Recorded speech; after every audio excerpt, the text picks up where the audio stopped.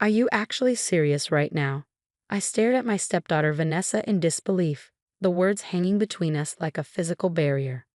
Completely serious, she replied, arms crossed over her designer blouse. Dad would have wanted me to have the perfect wedding. And since he's not here to pay for it, the responsibility falls to you. I took a deep breath, trying to process what she was asking. Demanding, actually. My husband Richard had passed away 14 months ago after a brief but brutal battle with pancreatic cancer, leaving me to raise our twins, Max and Olivia, who had just turned 12. And now his 26-year-old daughter from his first marriage wanted me to sell our family home to fund her extravagant wedding to a man she'd been dating for less than a year. Vanessa, this house isn't just an asset. It's our home, mine and the twins. Where exactly would you expect us to live? I asked, struggling to keep my voice level. She shrugged, inspecting her manicured nails. You could rent somewhere smaller. The twins could share a room. It's temporary until you figure things out. That conversation happened 8 months ago, the first of many confrontations that led me to where I am today, standing at the back of an ostentatious church, watching my stepdaughter's wedding unfold with a document in my hand that would change everything.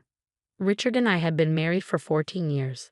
I met him when I was 30 after his first marriage to Vanessa's mother had ended in a bitter divorce. Vanessa was 12 then, the same age my twins are now, and I'd done everything I could to be a supportive stepmother despite her resistance.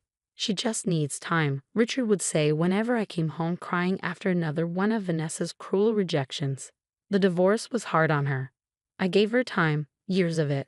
I attended every school event, helped with college applications, celebrated her achievements, and tried to include her in our family life after the twins were born.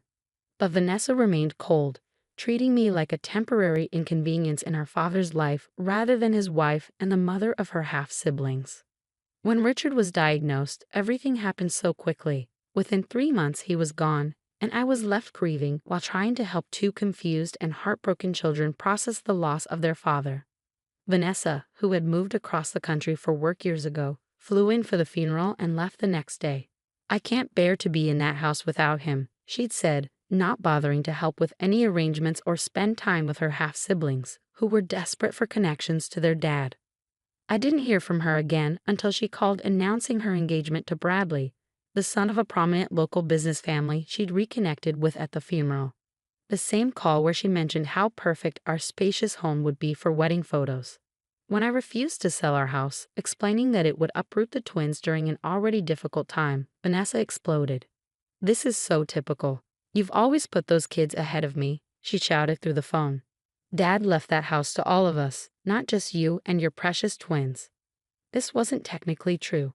Richard and I had owned the house jointly, and his will had left his share to me with the understanding that the twins would inherit it eventually. Vanessa had received a generous life insurance payout and Richard's vintage car collection, which she promptly sold. Vanessa, your father wouldn't want your siblings to lose their home, I tried to reason. Half-siblings, she corrected icily. And Dad would have wanted to give me away at my dream wedding.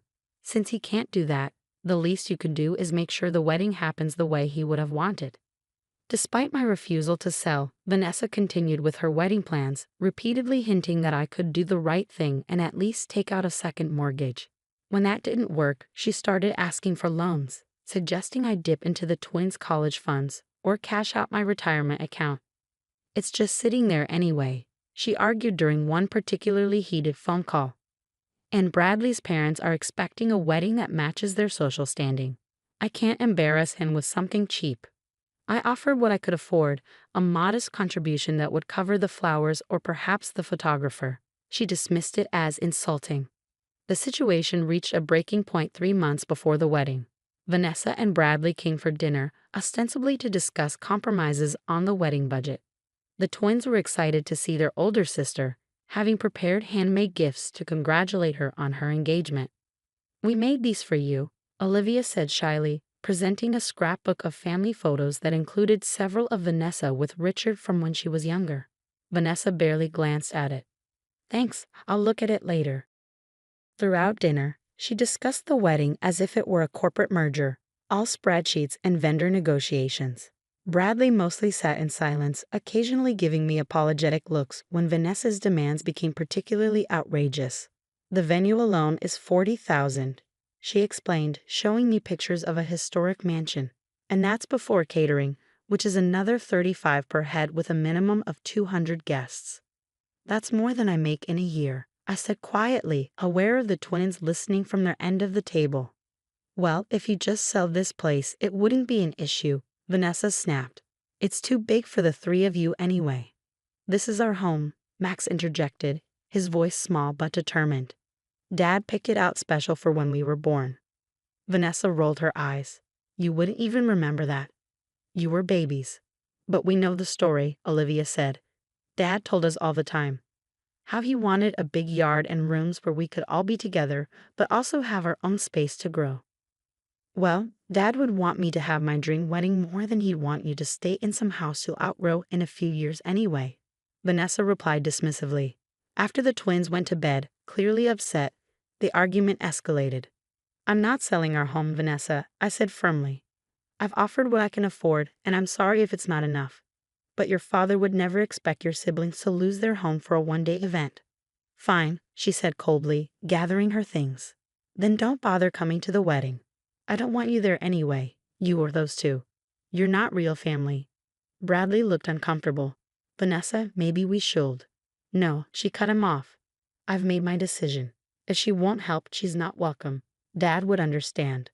With that, she stormed out, leaving Bradley to apologize awkwardly before following her.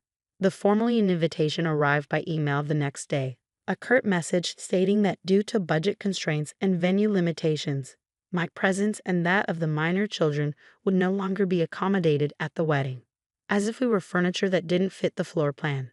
The twins were devastated when I had to tell them, not because they were particularly excited about sitting through a wedding ceremony, but because it was one more rejection from a sister they desperately wanted to connect with, one more severed tie to their father. Why doesn't she like us, Mom? Olivia asked, tears streaming down her face. I had no good answer. How do you explain adult pettiness and long-held grudges to children who just want to be loved? What happened next wasn't planned, at least not initially. 2 weeks after our invitation, I received a call from my neighbor Eleanor, a retired attorney who had been a close friend of Richard's and had helped us with various legal matters over the years.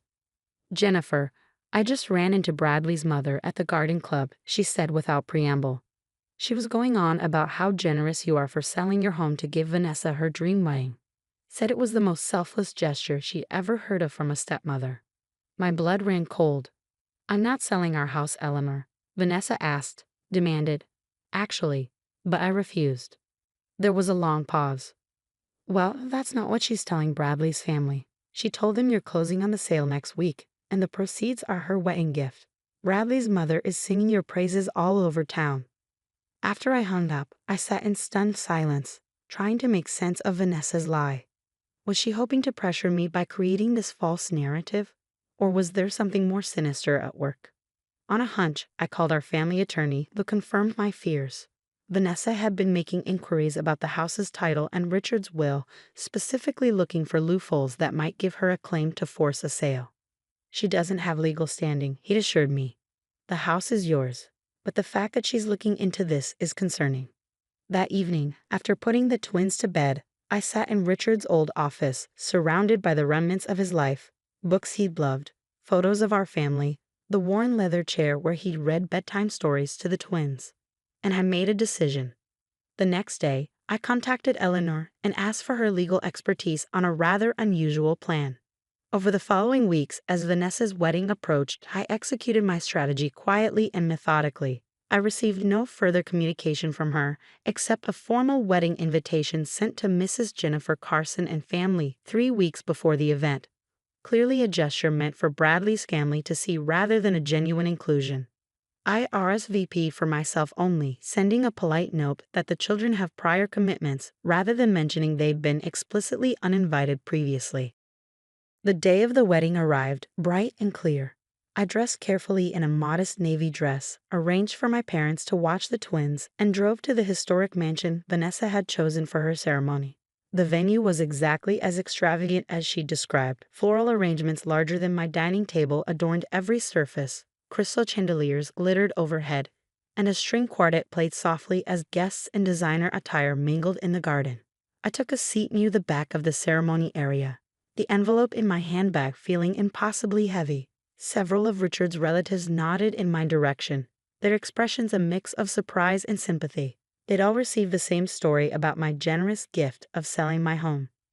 The ceremony proceeded with all the pomp Vanessa had dreamed of: 6 bridesmaids in champagne silk, a custom-designed gown with a cathedral train, and vows clearly written to impress rather than express genuine emotion. As the officiant asked if anyone had reason to object to the union, I remained silent. This wasn't about stopping the wedding. It was about truth. The reception that followed was held in the mansion's grand ballroom. I waited until dinner was served and the father of the bride's speech would traditionally have occurred. In Richard's absence, Bradley's father stood to offer words of welcome to Vanessa. "We're so happy to welcome Vanessa into our family," he said, champagne glass raised. "And we're moved by the incredible sacrifice her stepmother Jennifer has made to ensure today was everything Vanessa dreamed of. Selling your family home to give your stepdaughter her perfect day. There's no greater testament to family love than that."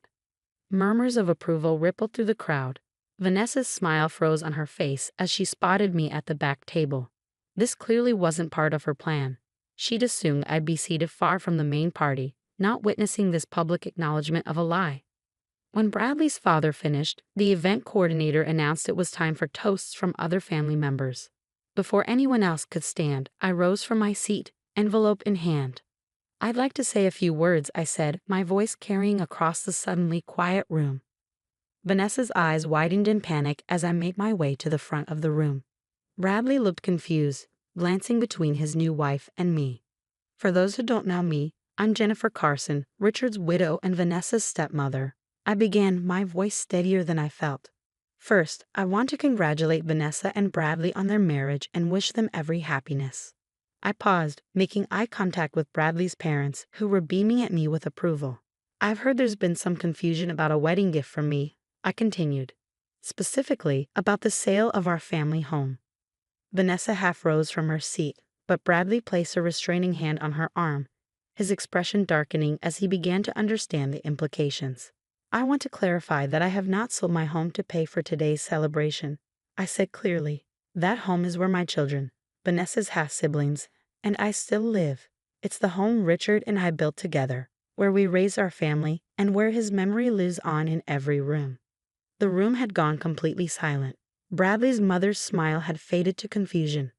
"However," I continued, opening the envelope I'd brought, "I did make a decision about property recently. Richard owned a vacation cabin in the mountains that was separate from our primary residence. He and I spent our honeymoon there, and we took the twins there every summer. It was his special place." I withdrew the document from the envelope. "I've decided that this property should benefit all of Richard's children. So while I haven't sold our family home, I have transferred ownership of the cabin to a trust." Vanessa's expression shifted from panic to calculation, clearly assuming the trust would benefit her financially. "This trust," I continued, "will maintain the property as a retreat for families dealing with childhood grief and loss. It will be named for Richard and operated by the Children's Bereavement Center that helped Max and Olivia after their father's death." I held up the trust document for everyone to see. "The property belongs to someone else now, to children who need a safe place to heal, just as Richard would have wanted. I've made this donation in honor of today's marriage as my gift to the couple." The implications were clear. There would be no windfall for Vanessa, no property she could leverage or sell. Instead, her father's beloved cabin would help children like the half-siblings she'd rejected. Bradley's parents were the first to react, rising to their feet with genuine applause. Others joined, perhaps not fully understanding the subtext but appreciating the charitable gesture. Bradley himself looked relieved, as if a weight had been lifted. Vanessa sat rigid in her chair, a brutal smile fixed on her face as she realized her lies had been exposed in the gentlest, most public way possible.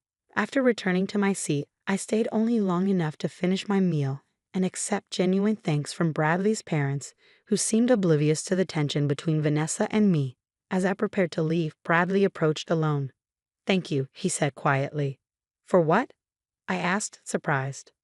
"For not saying everything you could have." He glanced back at Vanessa, who was determinedly mingling with guests, as if nothing had happened. I didn't know about the lies regarding your house. I would never have gone along with that. I study his face, seeing genuine regret there. I hope you'll be happy, Bradley, and I hope Vanessa finds peace with whatever she's been carrying all these years. The twins, he said hesitantly. I'd like to meet them properly sometime. They're my family now, too. It was an olive branch I hadn't expected. They'd like that. 3 months have passed since the wedding. Vanessa and Bradley returned from their honeymoon to find their social circle well aware that there had been no sacrifice of a family home, though most were tactful enough not to mention it directly. Bradley has kept his word about wanting to know his new siblings, coming for dinner twice and even taking Max to a baseball game. Vanessa hasn't joined him, but she did send birthday cards to the twins last month, the first acknowledgement of their special day in years. The cabin has been renovated to accommodate small groups of children and their families, with the first grief retreat scheduled for next month. The twins have helped with the preparations, picking out games and books they think other kids might find comforting. Do you think Dad would be happy about what we did with the cabin? Olivia asked me recently as we sorted through old photos for the retreat center's walls.